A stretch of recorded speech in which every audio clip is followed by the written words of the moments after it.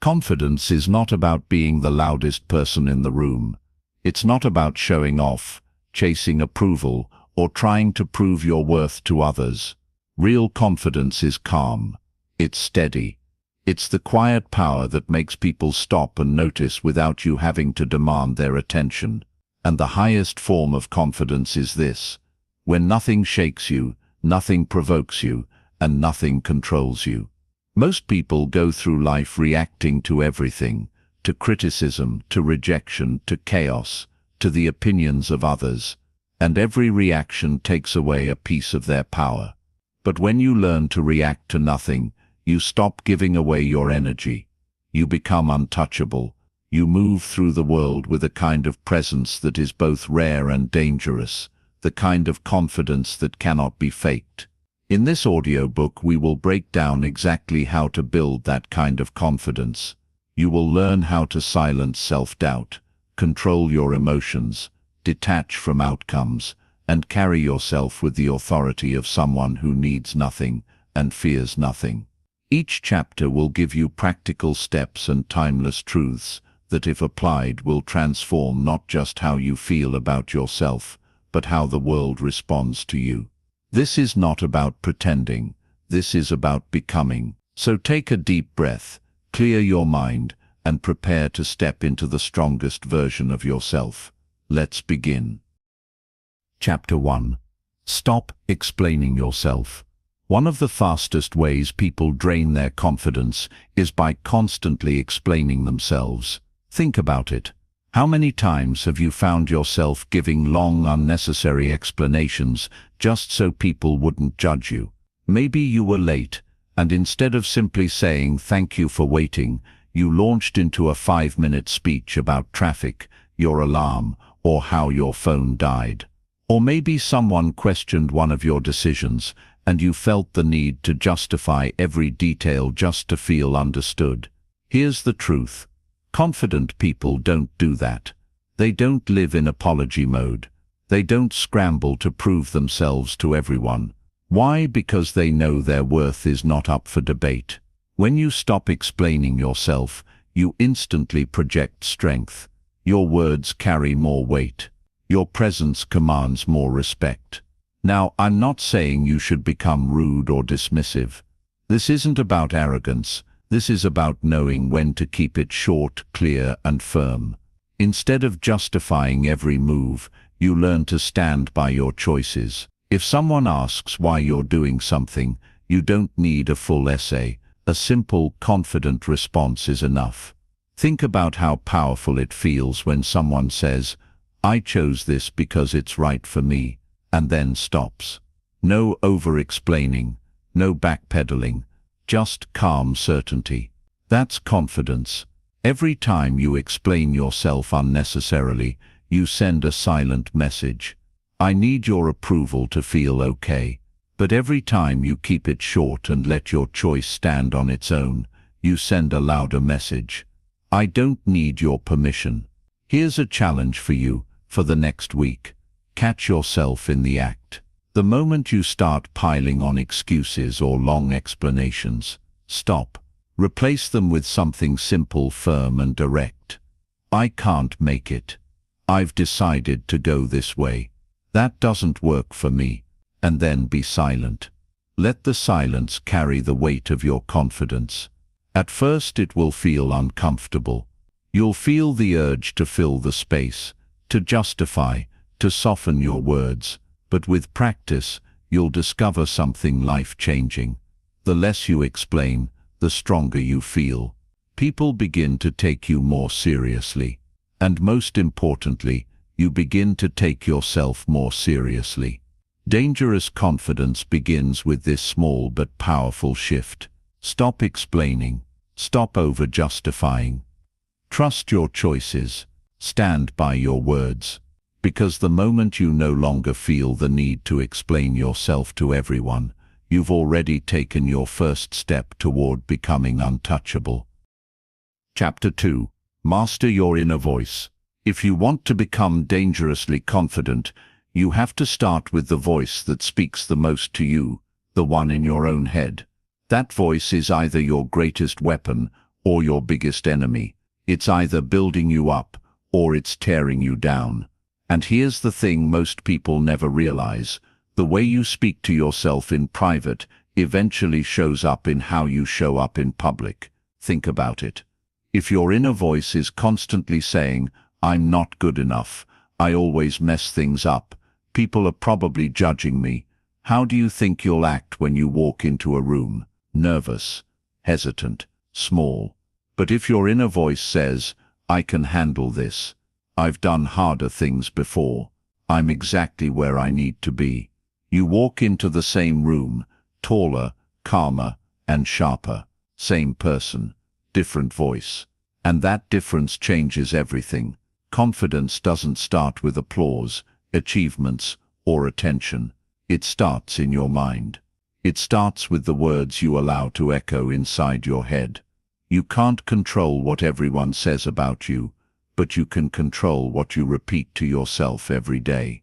The mistake people make is waiting for life to validate them before they change that inner voice. They think, once I succeed, I'll feel confident. Once people respect me, I'll talk to myself better. But it works the other way around. You don't wait for proof. You create proof. You start speaking to yourself like someone worthy of respect, and then your actions begin to follow that belief. Here's the secret. Your brain believes repetition. Whatever you repeat to yourself becomes your truth. Say you're weak long enough, and you'll start to shrink into weakness. Say you're capable, strong and calm long enough, and you'll start to rise to meet those words. The inner voice is like a thermostat. It sets the temperature of your confidence. If it's low, you'll always sink back down, no matter how much outside success you taste. If it's high, you'll rise above challenges because you believe you belong at that level. So, how do you master this inner voice? Start by catching it in the act. Pay attention to the quiet lines you whisper to yourself during the day. When you mess up, do you say, "I'm so stupid," or do you say, "That's okay, I'll do better next time"? When you look in the mirror, do you find every flaw, or do you remind yourself that you're showing up, you're improving, and you're worthy? These small moments shape everything. The goal isn't fake positivity. You don't have to tell yourself you're perfect. Dangerous confidence isn't about lying to yourself. It's about speaking with strength, even when things aren't perfect. It's about choosing words that build, not words that destroy. For example, instead of "I can't handle this," you say, "This is hard, but I'll figure it out." Instead of "I always fail," you say, "Every setback teaches me something that makes me stronger." When you start directing your inner voice, instead of letting it run wild, you'll notice something powerful. You'll stop reacting so harshly to challenges, criticism and rejection. Why? Because your mind is already trained to back you up. It becomes your strongest ally, instead of your worst critic. Let me give you a challenge. For the next 30 days, every morning tell yourself 3 things out loud. I respect myself. I can handle anything that comes today. I don't need anyone's approval to move forward. It may feel awkward at first, but say those lines every day, and watch how your body starts to carry them. Watch how your energy changes in conversations. Watch how you walk into situations differently. Your inner voice is the foundation of your confidence. Master it, and you won't just appear confident. You'll feel it in your bones. And once you feel it, no one can take it from you. Because here's the truth. Confidence isn't what happens when others believe in you. Confidence is what happens when you believe in yourself first. And that belief begins with the voice inside your head. Chapter 3. Build respect before confidence. Every kind of lasting confidence starts with one simple truth. You cannot feel powerful if you don't respect yourself first. Respect is the foundation. Without it, confidence is nothing more than an act, a mask you wear to convince others while deep down you're still unsure. But when you build real self-respect, confidence stops being an act. It becomes who you are. Think about how you treat people you respect. You listen to them. You value their time. You trust their decisions. Now ask yourself honestly, do you treat yourself the same way? Or do you cut yourself down with criticism, ignore your needs, and allow people to cross your boundaries because deep down you don't see yourself as worthy? The truth is, the way you treat yourself sets the standard for how the world treats you. If you disrespect your own time, others will too. If you speak poorly to yourself, you'll tolerate others speaking the same way. But when you start showing yourself respect, when you hold yourself to a higher standard, people around you sense it. They respond differently. And that is where dangerous confidence begins to take shape. Self-respect doesn't come from big achievements. It comes from the small, daily choices that tell your mind, I matter. Keeping promises to yourself, following through when you say you'll do something, not settling for situations that go against your values. Each act of respect you show yourself builds strength inside you. When you wake up early because you said you would, that's respect. When you walk away from a toxic conversation, instead of trying to win approval, that's respect.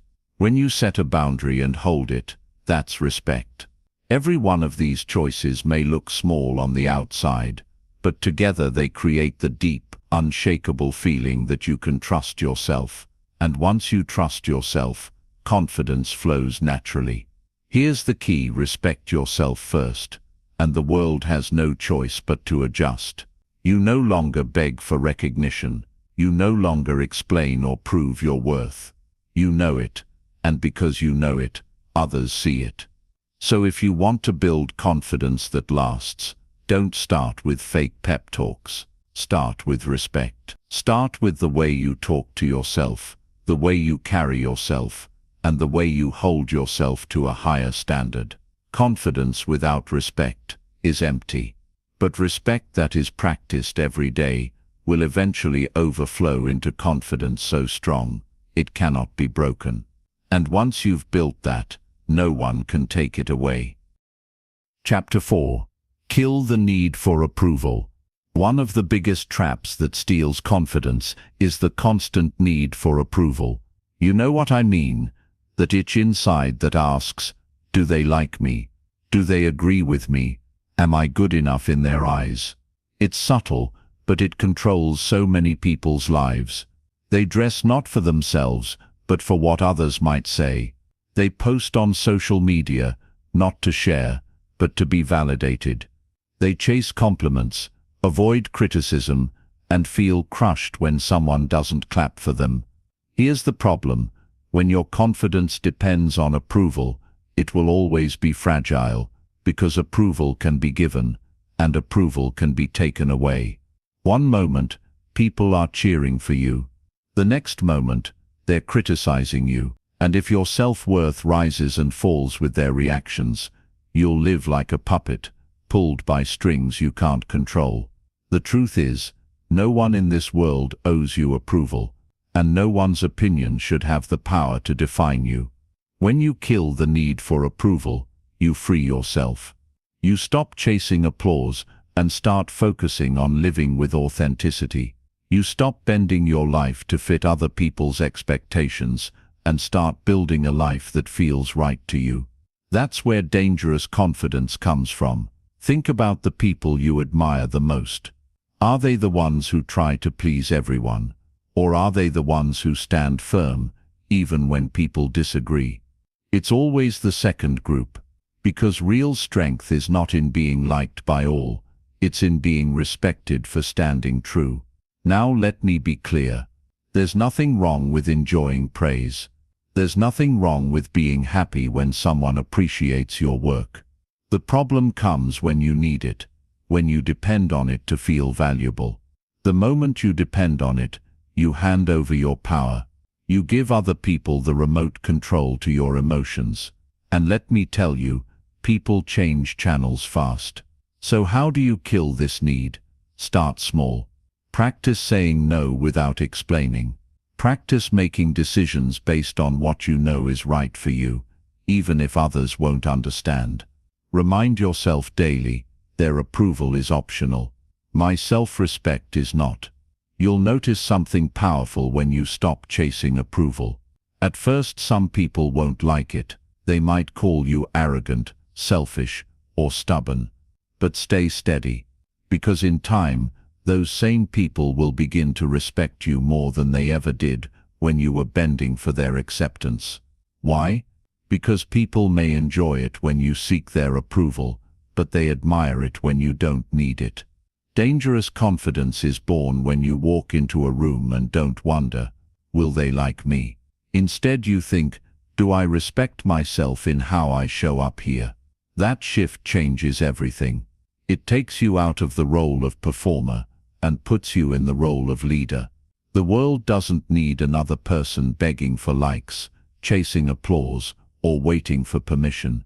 The world respects the person who doesn't need any of it.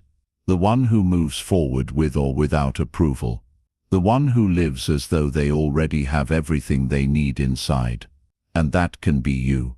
The day you stop chasing approval, you step into a new kind of freedom. You stop reacting to every comment, every look, every bit of criticism. You start living on your own terms. That's when people notice you, not because you ask them to, but because they can't ignore someone who doesn't need their validation. And that right there is dangerous confidence. Chapter 5. Respond with silence, not emotion. One of the greatest signs of confidence is not how loud you can be, but how quiet you can remain. Most people believe strength is about having the last word, about showing everyone how smart or sharp they are. But true strength is often the opposite. It's the ability to stay calm, stay silent, and not be pulled into every emotional battle. Think about it. How often do people lose their power because they couldn't keep quiet? Someone criticizes them, and they snap back. Someone disrespects them, and they explode. Someone challenges them, and they rush to defend themselves.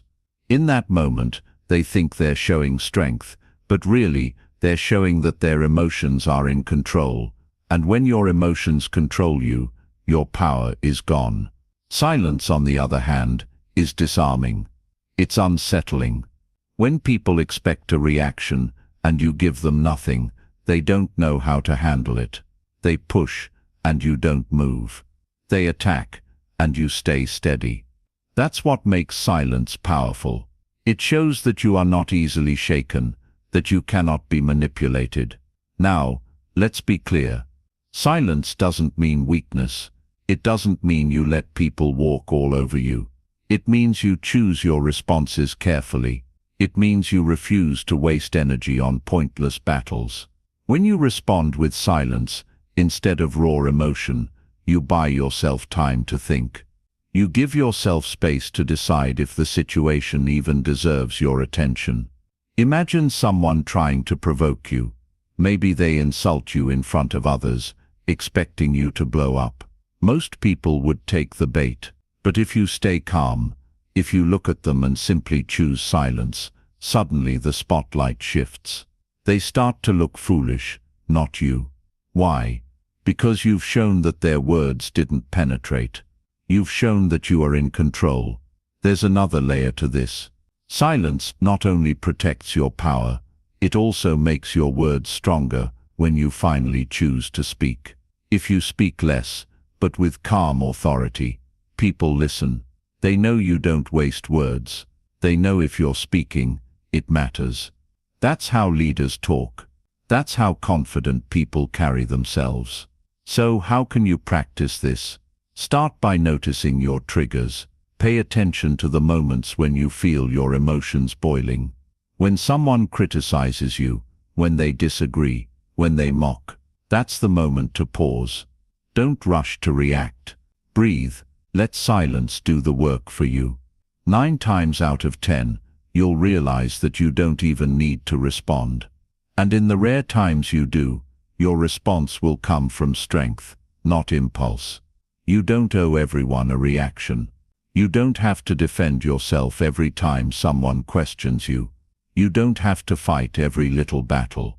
Sometimes, the strongest thing you can do is nothing at all. Silence is not empty. It's full of power. Think about how this changes the way people see you. The person who reacts emotionally is predictable, easy to control, but the person who can stay silent, calm, and unbothered, that person is dangerous. Because you can't push them around. You can't get under their skin.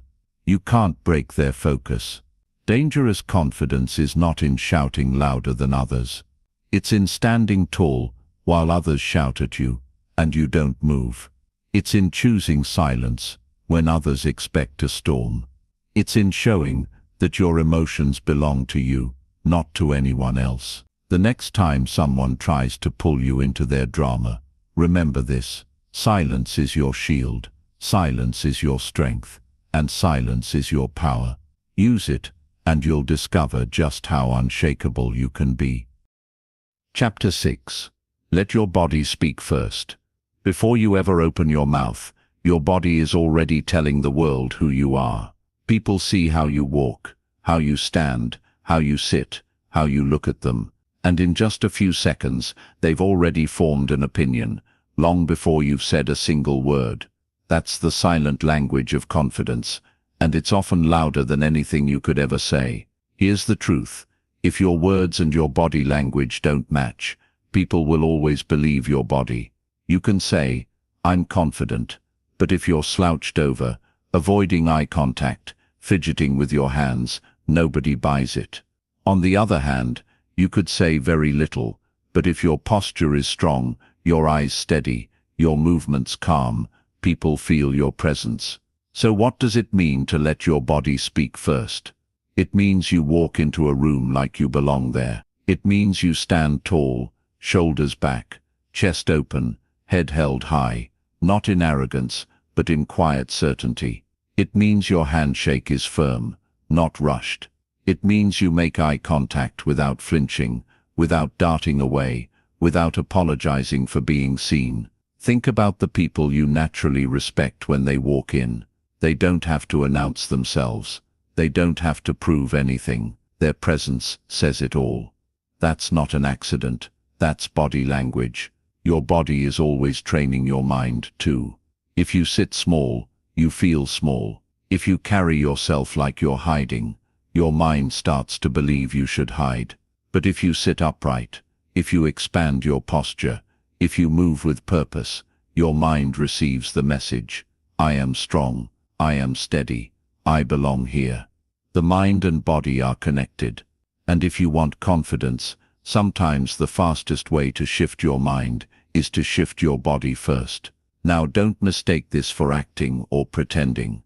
This isn't about faking who you are. It's about removing the signals that sabotage you. It's about cutting out the habits that make you look uncertain, the hunched shoulders, the nervous fidgeting, the darting eyes. Those little habits send out silent messages that you don't even notice, but others pick up on immediately. And once you cut them, you start carrying yourself differently. Here's a practical tip. The next time you walk into a room, pause at the doorway. Take one calm breath. Straighten your posture. Roll your shoulders back. Lift your head slightly, and then walk in at a steady pace. No rush, no hurry. Just presence. That single adjustment changes how people see you and how you see yourself. Another tip: practice holding eye contact, not in a creepy, overbearing way, but in a calm, steady way that says, I see you, and I'm comfortable being seen. Most people break eye contact too quickly because they feel insecure. Train yourself to hold it just a second longer. That second communicates confidence without a word. When your body speaks confidence, you don't need to oversell yourself. You don't need to push too hard to be noticed. People simply feel it. And here's the secret: when they feel it, they treat you differently. They listen closer. They respect your space. They trust your words more. Dangerous confidence is not about shouting louder. It's about walking into a space with such quiet certainty that people can't ignore you, even if you never raise your voice. Your body tells the story before your mouth ever does, so let your body speak first. Train it to send the right message. Walk tall, sit steady, look people in the eye. Move with intention, because when your body communicates strength, your words only need to confirm what people already believe, that you are someone worth listening to. Chapter 7. Stop reacting. Start leading. Most people live their lives in reaction mode. Something happens, and they respond. Someone criticizes them, and they defend themselves. Someone disrespects them, and they snap back. Someone praises them, and suddenly they feel good about themselves. They are constantly at the mercy of whatever comes their way. That's not confidence, that's dependency. And as long as you're reacting, you're not leading. Think about it. The person who reacts is always one step behind. They're letting the world dictate their mood, their energy, their choices. But the person who leads, they set the tone. They decide the direction. They don't wait to see what happens before they act. They create what happens.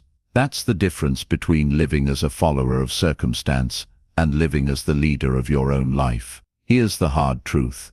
When you react to everything, people learn how to control you. They push your buttons, and you respond right on cue. They know what words will make you angry, what actions will make you defensive, what silence will make you insecure. But when you stop reacting, when you stay calm and steady, suddenly those same people lose their grip. They can't manipulate you anymore.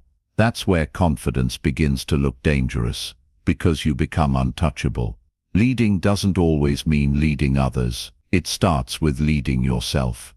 It means choosing your actions instead of letting them be chosen for you. It means setting the pace instead of trying to keep up with someone else's. It means asking yourself, what do I want to create here? Instead of how should I respond to what just happened? Let's make this practical. Imagine you're in a meeting and someone challenges your idea. The reactive person defends themselves right away, sometimes even with anger. The leader pauses, listens, and calmly responds with clarity, or sometimes chooses not to respond at all, but to redirect the conversation back to the bigger picture. That single choice shifts the whole energy of the room. Or think about relationships. When you're reacting, you're constantly adjusting to someone else's moods. If they're upset, you're upset. If they're happy, you're happy. But when you lead, you set the emotional tone. You stay steady, regardless of their swings. And often, they follow your calm instead of you following their chaos. Leadership is not about controlling others. It's about controlling yourself, so completely that you influence everything around you. People naturally follow those who are steady, who are clear, who are not tossed around by every little wave. And you don't need a title, a position, or a spotlight to be that person. You just need discipline over yourself. So how do you shift from reacting to leading? Start by slowing down. Don't give your emotions the driver's seat. Pause before you respond. Ask yourself, what outcome do I want here, and how can I create it? That 1 second of thought can completely change your direction. Next, set intentions before situations even happen. If you're about to walk into a stressful environment, decide in advance. I will remain calm. I will speak clearly. I will not let anyone push me off balance. When you enter with that mindset, you lead the situation instead of reacting to it. And finally, remember this: leading isn't about proving yourself. It's about owning yourself. You don't have to win every argument. You don't have to control every detail. You just have to control you. That calm, centered control is magnetic. People can feel it. They start looking to you without you ever asking for it. Dangerous confidence is born when you stop giving the world the power to dictate your actions. When you stop reacting to everything and start leading with intention, you rise above the noise. You stop playing defense and start directing the game. And once you make that shift, you're no longer at the mercy of life. Life is at the mercy of you. Chapter 8. Embrace discomfort until it feels normal. Confidence is not built in comfort. It's built in the uncomfortable places most people try to avoid. Think about it. The moments that made you stronger were never the easy ones. They were the ones where you felt nervous, unprepared, maybe even afraid, but you stepped forward anyway. That's where growth lives. That's where dangerous confidence is born. Most people spend their lives running from discomfort. They choose what feels safe, what feels familiar, what doesn't stretch them too much. But the problem with that approach is simple. If you always choose comfort, you never expand. You stay the same. You play small, and deep down you know it. That's why so many people secretly feel insecure, because their lives have no proof of their own strength. Confidence is not about telling yourself you're strong. It's about putting yourself in situations that show you that you are. When you embrace discomfort, you collect evidence. Every time you step into the unknown, every time you do something that scares you a little, you walk away with proof. I can handle this, and the more proof you gather, the more unshakable you become. Here's the secret. Discomfort doesn't go away. You never reach a point where life stops testing you, but you can train yourself to get comfortable being uncomfortable. That's the shift. Instead of seeing discomfort as danger, you start seeing it as training. Instead of running from it, you lean into it. And soon, what used to terrify you feels normal. Think about the first time you tried something new, maybe speaking in front of a group, starting a project, or walking into a room full of strangers. You probably felt nervous, maybe even shaky, but if you kept doing it, the fear faded. It became easier. Why? Because repetition rewires your brain. What once felt impossible becomes routine. That's the power of embracing discomfort. So how do you start? Begin small. Push yourself into situations that stretch you just beyond your comfort zone. Speak up in a meeting when you'd normally stay quiet. Strike up a conversation when you'd normally avoid it. Take on a challenge you'd usually decline. Every little push builds your capacity. Then go bigger. Take on goals that scare you, not because you might fail, but because they'll force you to grow. The gym teaches this principle well. If you only lift what's easy, you never build muscle. The growth happens when you pick up something heavy, when your body shakes, when you feel the strain. Life works the same way. Your mental and emotional muscles only grow under resistance. And here's what's beautiful. The more you embrace discomfort, the more resilient you become. You stop being afraid of failure because you've faced it before. You stop avoiding challenges because you've proven you can rise through them. You stop doubting yourself because you have evidence that you can survive what others can't. That's the root of confidence. Not words, but lived experience. So the next time you feel fear creeping in, pause and reframe it. Instead of saying, "I don't want to feel this," tell yourself, "This is where I get stronger."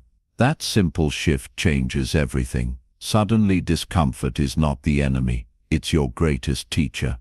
Dangerous confidence is not about living an easy life. It's about living a life that constantly stretches you, constantly grows you, constantly reminds you of your own power. Embrace discomfort. Seek it. Live in it until it feels normal. Because once you do, nothing the world throws at you will ever feel too big. You'll have trained yourself to thrive where others retreat.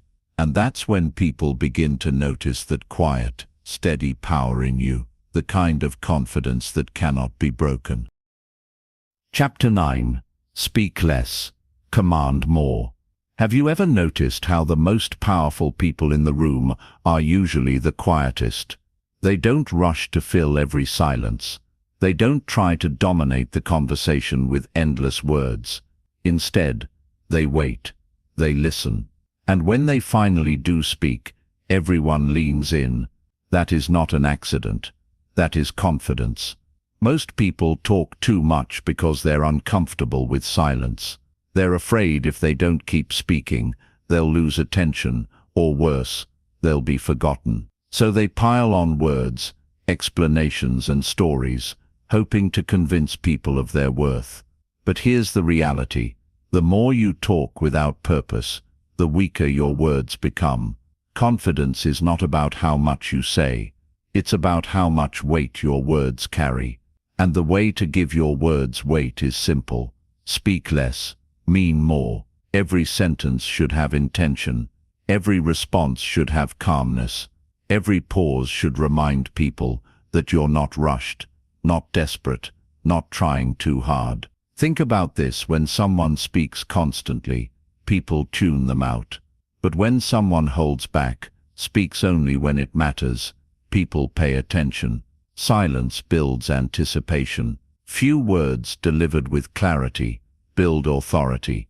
That's why leaders, true leaders, are never chatterboxes. They don't waste energy trying to be heard. They conserve energy and use their words like a sharp blade, precise, direct, effective. So how can you practice this? First, slow down. Don't rush to answer every question immediately. Give yourself a moment. That pause alone communicates confidence. It shows you're not scrambling for approval. You're choosing your response carefully. Second, trim the excess. Instead of long explanations, give simple, strong statements. Yes, no, that works for me. Short, clear, and firm. People respect that. Here's the other secret. Listening makes you more powerful than speaking. Most people listen only to reply. Confident people listen to understand. When you really hear someone, you gather information. You understand their motives, their fears, their strengths. And when you finally respond, your words are sharper because they're rooted in understanding. That makes you stand out instantly. Think about conversations you've had with people who barely let you finish a sentence. Didn't it feel like they were trying too hard? Now think about someone who looked you in the eye, listened without interruption, and then gave you a short but meaningful response. Which one felt more powerful? Always the second, because listening is a sign of control, and control commands respect. Of course, this doesn't mean you should become silent all the time. Confidence is not about withholding your voice completely. It's about balance. Speak when it matters. Stay quiet when it doesn't. Make silence your ally instead of your enemy. There's another layer here. When you speak less, you give others space to reveal themselves. People often expose their insecurities, their weaknesses, their intentions, when you just let them keep talking. Meanwhile, you stay calm, observant, and in control. That's an advantage most people miss, because they're too busy trying to be heard. So here's your challenge. Over the next few days, practice cutting your words in half. When you're tempted to explain yourself, shorten it. When you're tempted to fill silence, hold it. When you feel the urge to prove something with words, stop and let your presence do the talking. You'll notice something powerful happen. People will start leaning in. They'll start asking for your opinion instead of ignoring it. They'll respect your words more because you don't throw them around carelessly. And most importantly, you'll feel a deeper sense of control because you no longer speak out of insecurity, but out of choice. Dangerous confidence doesn't shout. It doesn't ramble. It doesn't beg to be heard. It speaks less, but commands more. And once you master that, you'll discover that silence, combined with the right words at the right time, is one of the most powerful tools you'll ever have. Chapter 10. Turn rejection into power. Rejection. Just the word makes most people uncomfortable. Nobody likes hearing no. Nobody enjoys being turned down, overlooked, or pushed aside. But here's the truth. Rejection is one of the most powerful tools for building confidence, if you learn how to use it. The difference between people who crumble under rejection and people who rise from it is simple: perspective. Most people take rejection personally. They hear no and think it means, I'm not good enough. I'll never make it. I should give up. They attach rejection to their identity instead of seeing it for what it really is. Feedback, a redirection, a test, a moment designed to make them stronger, not smaller. Think about this. Some of the most successful, confident people in history faced rejection over and over again. Authors had their books turned down by dozens of publishers before becoming bestsellers. Entrepreneurs had their ideas laughed at before creating billion-dollar companies. Athletes were cut from teams before becoming legends. The rejection didn't destroy them. It built them. It toughened their skin. It forced them to sharpen their skills. It fueled their drive. That's what you have to train yourself to see. Rejection is not the end of your path. It's the sharpening stone for your confidence. Every no you face is an opportunity to grow more resilient, more determined, more dangerous in your certainty. Here's the shift you need to make. Stop asking, why me? And start asking, what can I take from this? Did rejection reveal a weakness you need to work on? Did it push you to try a different approach? Did it expose people or places that were never truly for you in the first place?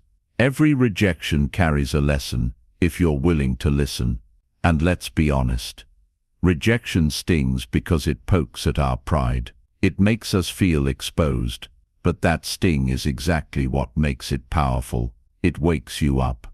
It pushes you to toughen up. You can't build real confidence in a world where everyone always says yes to you. That would only give you fragile confidence, the kind that shatters the first time life tells you no. Dangerous confidence, the kind we're talking about here, comes from being rejected and still standing tall. So how do you turn rejection into power? First, don't run from it. Expect it. Welcome it. Understand that rejection is proof you're stretching yourself. If you're never being told no, it means you're not aiming high enough. You're not risking enough. You're not putting yourself in places where growth happens.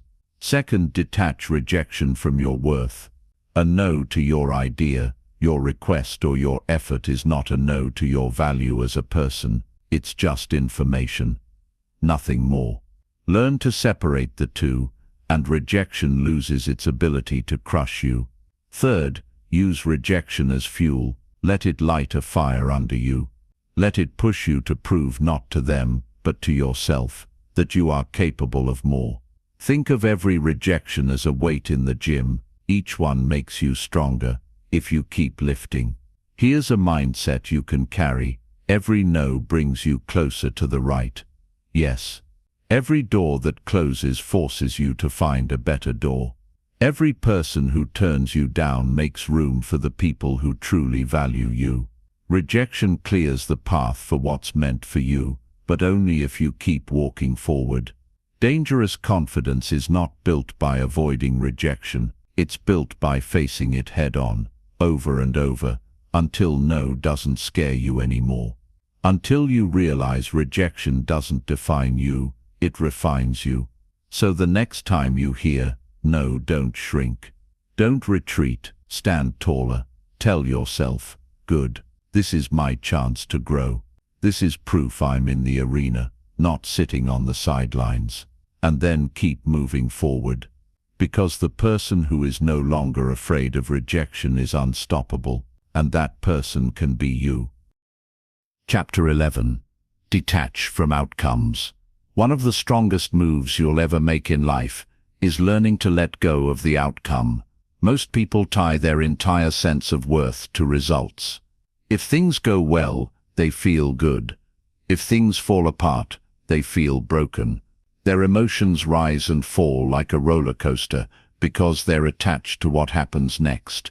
But confidence, real, dangerous confidence, comes when you learn to detach from outcomes and anchor yourself in who you are, not what happens. Think about it. How many times have you held back from taking action because you were afraid it wouldn't work out? You didn't apply for the job because you feared rejection. You didn't speak up because you worried about how people might react. You didn't take the risk because you were obsessed with the possibility of failure. That's attachment to outcome. It keeps you paralyzed, controlled by fear of what might or might not happen. But when you detach, something changes. You stop obsessing about whether people will like it, accept it, or applaud it. You give your best effort and let the results take care of themselves. That's where freedom lives. That's where you unlock a level of confidence most people never experience. Detachment doesn't mean you stop caring. It doesn't mean you don't try. It means you stop chaining your identity to the result. You focus on what you can control, your effort, your attitude, your preparation, and you release the rest. The outcome is feedback, not definition. Think of the athlete who trains for months, but knows they can't control the referee, the weather, or the opponent's performance. All they can control is how prepared they are, how much effort they bring, and how focused they stay. That's detachment. They give everything, but their self-worth isn't destroyed if the scoreboard doesn't go their way. They live to fight again. When you detach from outcomes, you also become harder to manipulate. People can't dangle rewards in front of you to control your actions. They can't threaten you with loss to make you desperate. You are free because you've already decided. Your value isn't tied to winning or losing, gaining or losing, being praised or being rejected. Here's a powerful truth. The more you cling, the weaker you feel. The more you need something to happen a certain way, the more anxious and insecure you become. But the moment you let go, the moment you say, "Whatever happens, I'll be fine," you gain strength. You act with more calm, more focus, more certainty. And ironically, that's usually when you perform your best, because you're no longer strangled by fear of the result. So how do you practice this? Start by shifting your language. Instead of saying, "I have to win," say, "I'll give my best, and whatever happens I'll learn." Instead of saying, "I need them to like me," say, "I'll show up as myself, and the right people will respect that." Small shifts in language remind your mind that your value is not tied to the outcome. Next, focus on process over result. Build habits, routines, and standards that you control. If you want confidence in your work, don't obsess about the final product alone. Focus on doing the work consistently. If you want confidence in relationships, don't obsess over how others respond. Focus on showing up with authenticity and honesty. When you build your confidence on process, outcomes become secondary. And finally, remind yourself of this. You've survived every bad outcome in your life so far. Every failure, every disappointment, every rejection, you're still here, stronger, wiser, sharper. That's proof you don't need perfect results to be okay. You just need resilience. Dangerous confidence doesn't come from controlling outcomes. It comes from controlling yourself and trusting that whatever the result, you'll adapt, you'll grow, and you'll keep moving forward. So stop gripping so tightly, give your best, stay true to yourself, and then let the outcome go. Because the moment you detach from results, you step into a new kind of freedom, the kind of confidence that nothing and no one can shake. Chapter 12. Set boundaries without apology. Confidence is not only about how you carry yourself in public, it's also about how you protect yourself in private. One of the clearest signs of true confidence is the ability to set boundaries and hold them, without apology, without guilt, and without flinching. Boundaries are not walls. They are lines that protect your time, your energy, and your self-respect. And if you don't set them, the world will gladly run right over you. Here's the reality. People will always take as much as you allow. If you give unlimited time, they'll take it. If you let them interrupt you, they'll keep doing it. If you never say no, they'll expect yes forever. That's not because people are always cruel.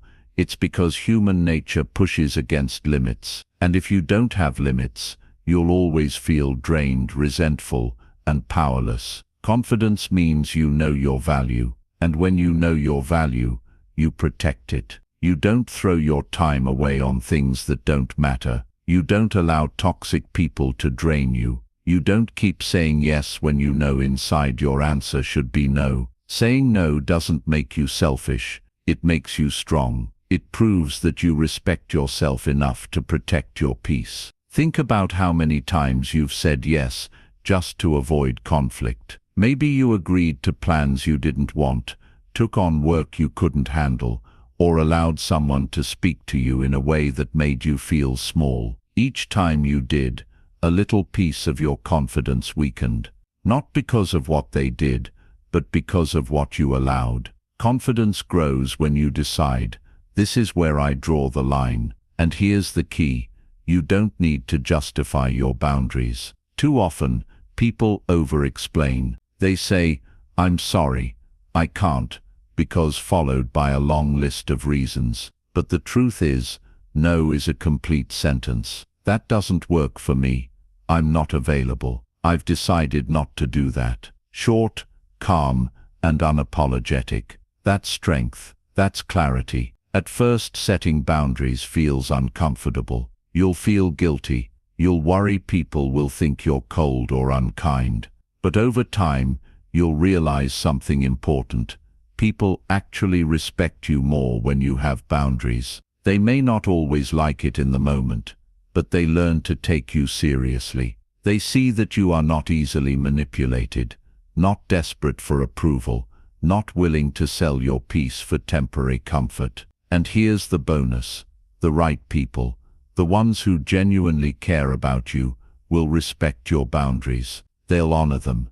They'll even admire them. It's the wrong people, the ones who want to take advantage, who will be upset. So when someone gets angry at your boundary, take it as confirmation that the boundary was necessary. Setting boundaries is not about pushing people away. It's about protecting your space, so you can give your best to the things that truly matter. You can't pour into your goals, your dreams, or your relationships if you're constantly drained from saying yes to everything else. Boundaries are not selfish, they're essential. So how do you start? Begin with one simple area of your life where you feel resentment. That resentment is a signal that a boundary is missing. Maybe it's a coworker who keeps dumping extra work on you. Maybe it's a friend who takes more than they give. Maybe it's your own habit of overcommitting.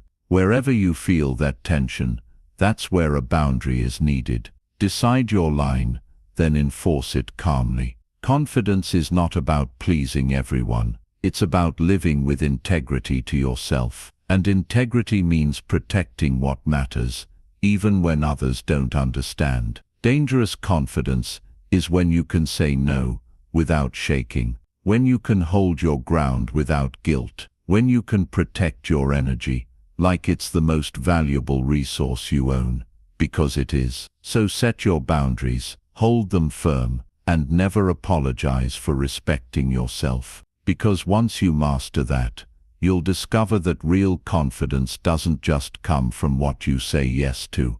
It comes from the power of what you refuse to accept. Chapter 13. Stand calm in chaos. Confidence isn't truly tested when things are going well. Anyone can look composed when life is smooth, when the plan is working, and when nothing unexpected shows up. But the real measure of confidence is how you carry yourself when chaos strikes. When the room gets loud, when people panic, when everything seems uncertain, that's when true confidence either collapses or shines. Most people fall apart in chaos. They rush, they panic, they overreact. Their emotions take control, and they make poor decisions because they're desperate to fix everything at once. But the ones who stand out, the ones who earn respect without even trying, are those who stay calm. They slow down when everyone else speeds up. They breathe when everyone else holds their breath. They keep their voice steady when everyone else is shouting. That calmness is rare, and that's what makes it powerful. Think about how you feel around someone who stays composed in stressful situations. You feel safer. You feel like things will be okay, even if they aren't yet. Their calm transfers to you. That's the power of presence. And the good news is, you can train yourself to become that person. It starts with recognizing that chaos itself doesn't break people, their reaction to chaos does. The event might be messy, the challenge might be tough, but it's your response that decides whether you crumble or rise. If you allow yourself to get swept up in the storm, you lose control. But if you anchor yourself in calm, you take control back. So how do you do it? Begin with your breathing.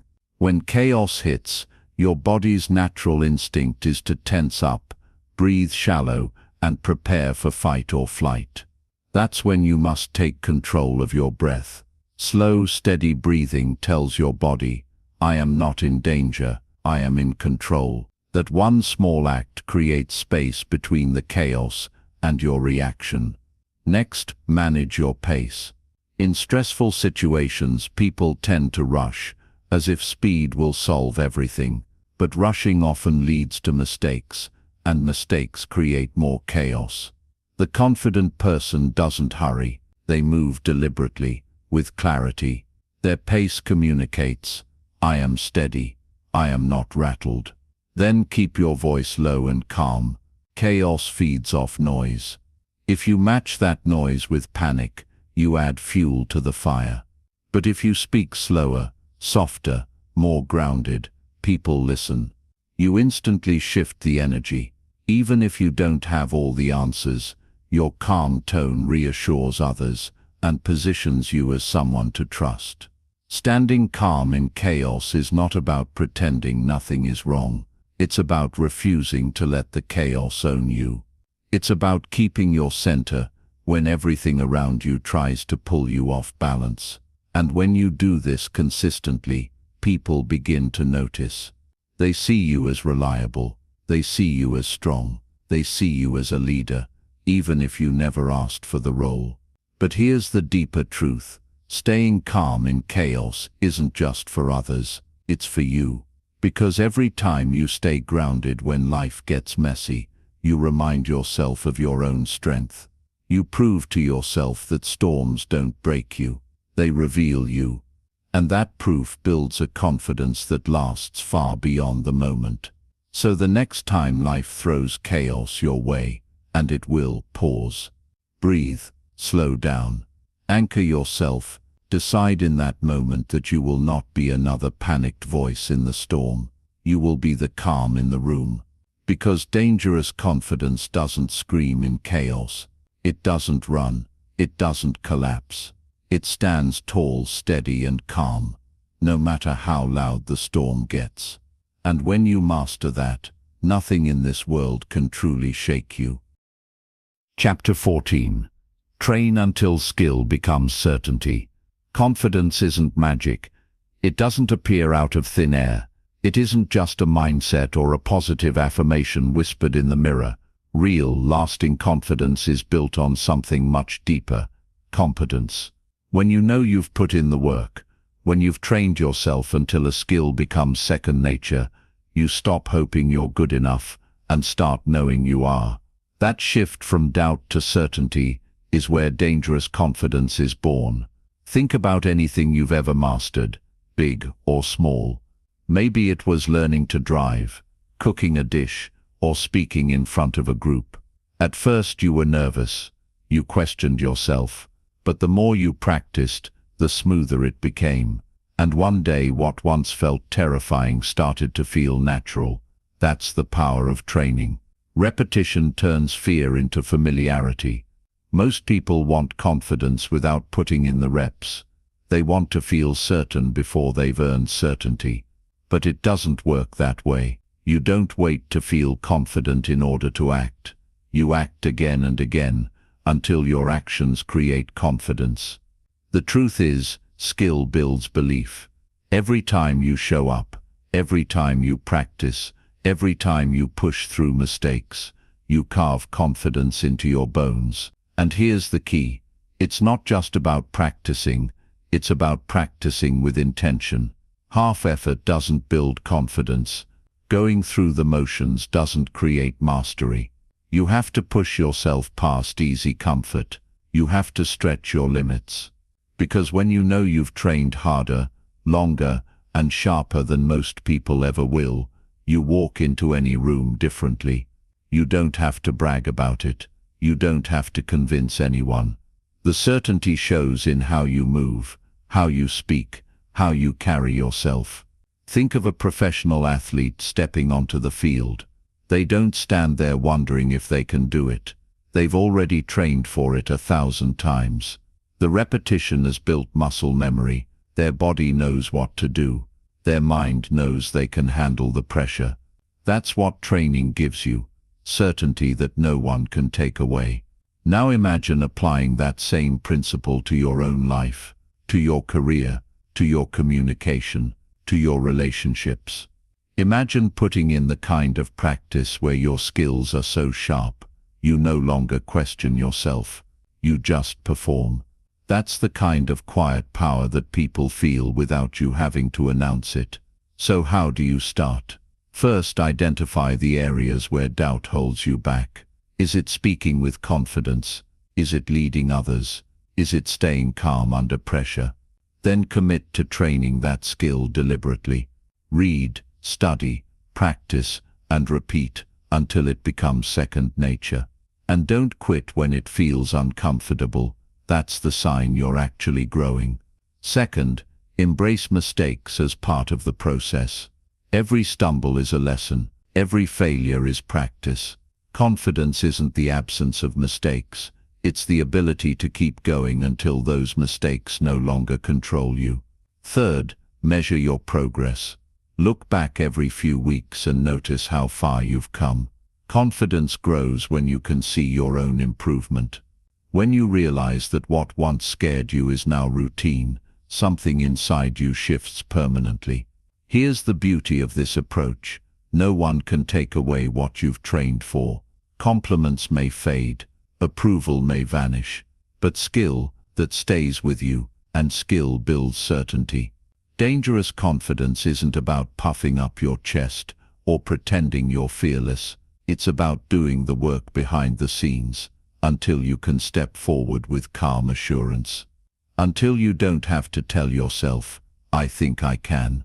Instead you say, "I know I can."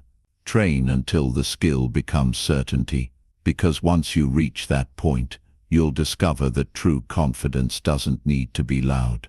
It's steady, unshakable, and undeniable. And it comes from one thing: knowing you've earned it. Chapter 15. Live as if you need nothing. The ultimate level of confidence is when you live as if you need nothing.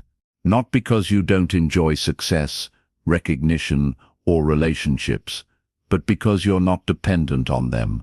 When your sense of worth, your peace, and your identity no longer hinge on what others give or take away, you step into a freedom most people never experience. Most people live in constant need. They need approval to feel secure. They need attention to feel important. They need results to feel proud of themselves.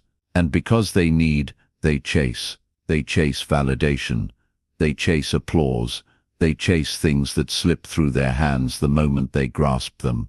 And the more they chase, the weaker they feel. But imagine walking through life without that hunger for approval. Imagine pursuing your goals, not because you need them to complete you, but because you choose them as an expression of who you already are. Imagine enjoying success, but not being defined by it. Imagine having relationships built on choice, not desperation. That's what it means to live as if you need nothing. It doesn't mean you stop caring. It doesn't mean you isolate yourself or reject good things. It means you build yourself up so strongly on the inside that you don't crumble if those things disappear. You carry your own validation, your own peace, your own power. That's what makes you dangerous, because no one can use need against you. Think about it. When someone desperately needs approval, they can be manipulated. When someone desperately needs money, they can be bought. When someone desperately needs love, they will settle for less than they deserve. Need is weakness. But when you move, as if you already have everything you need within yourself, you cannot be controlled. You cannot be bribed. You cannot be broken. This is the mindset of the strongest leaders, the most unshakable people. They enjoy success, but they're not enslaved by it. They enjoy relationships, but they're not defined by them. They enjoy progress, but they don't collapse if they face setbacks. Their identity isn't tied to outcomes, approval, or possessions. Their confidence flows from within, not from outside. So how do you start living as if you need nothing? Begin by shifting your focus inward. Instead of asking, "What can people give me?" ask, "What can I give myself?" Respect, discipline, purpose, these are things no one can hand you, but you can build them daily. The more you provide for yourself, the less you crave from others. Next, practice gratitude. When you're grateful for what you already have, you stop obsessing over what you lack. Gratitude kills desperation. It reminds you that you're already rich in ways that matter, in lessons, in growth, in resilience. And finally, remind yourself that everything external is temporary. Money can be lost. Applause fades. People come and go. But who you are, what you stand for, and how you carry yourself, that's permanent. Build your foundation on that, and you'll never fear loss. Living as if you need nothing doesn't make you cold. In fact, it makes you more magnetic. People are drawn to those who don't beg for attention, who don't cling, who don't try too hard. Why? Because neediness repels, but strength attracts. The person who doesn't need anything carries an aura of abundance, and abundance is irresistible. This is the final stage of confidence. When you no longer chase approval, when you no longer fear rejection, when you no longer need validation, you are free. You act out of choice, not out of desperation. You give because you want to, not because you're hoping to get something back. You love because it's real, not because you're empty. Live as if you need nothing, because when you do, you will walk with a calmness that others envy, a certainty that others respect, and a power that nothing in this world can take away. That is dangerous confidence at its peak. Conclusion. Confidence is not about shouting louder than the rest of the world. It's not about forcing people to notice you, chasing approval, or pretending to be someone you're not.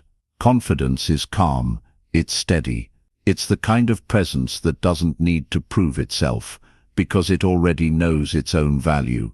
And the most dangerous form of confidence, the kind this audiobook has been guiding you toward, comes from one simple truth: you react to nothing, and therefore nothing controls you. Over these chapters, we've walked through the principles that build that kind of unshakable self-belief. You've learned how to stop explaining yourself, how to master your inner voice, how to build respect before confidence, and how to kill the need for approval. You've discovered the power of silence, the authority of body language, and the shift from reacting to leading. You've been reminded that discomfort is where growth lives, that speaking less commands more, and that rejection can become your fuel. You've seen the strength in detaching from outcomes, setting boundaries without apology, standing calm in chaos, and training until skill becomes certainty. And finally, you've been shown the ultimate level of confidence, living as if you need nothing. This journey is not about perfection. It's about progress. It's about building yourself day by day into someone who no longer bends to every opinion, who no longer crumbles under pressure, who no longer waits for permission to step into their own power. True confidence is quiet, but it's undeniable. It doesn't need to announce itself, because it's written in the way you move, the way you speak, and the way you carry yourself through the storms of life. So take these lessons and live them. Don't just understand them in theory, apply them. Use them in conversations, in challenges, in the moments when life tries to shake you. And remember, this is not about becoming someone else. It's about becoming the strongest version of yourself. Because when you learn to react to nothing, you gain control over everything. You become untouchable. You become steady in a world full of noise. You become a person others can't ignore, not because you demand attention, but because your presence itself commands it. That is the power of dangerous confidence. And it's already inside you, waiting to be claimed. Now go out and live it.